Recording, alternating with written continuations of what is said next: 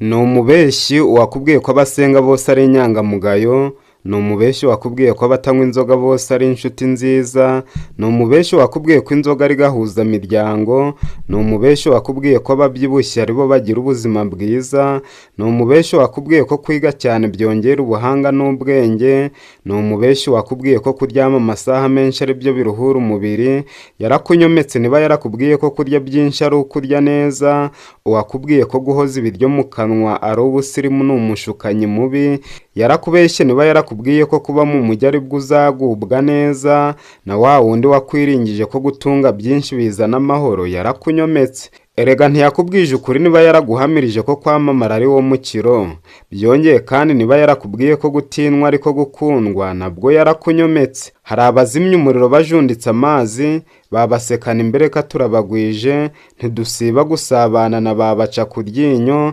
bamunyangire na babarawigirira nibo bahanze, mukore neza mwigendere naho Isiyoni nta munoza. Nimugeme ingamba zo gushaka ubuzima buzimanirwa ibizima, mukazira ibizambya, mukazamura imigenzo yaziririzwaga n'abazima batuzimaniye ibizima, muzazukira gutamirizwa ubuzima buzira umuze.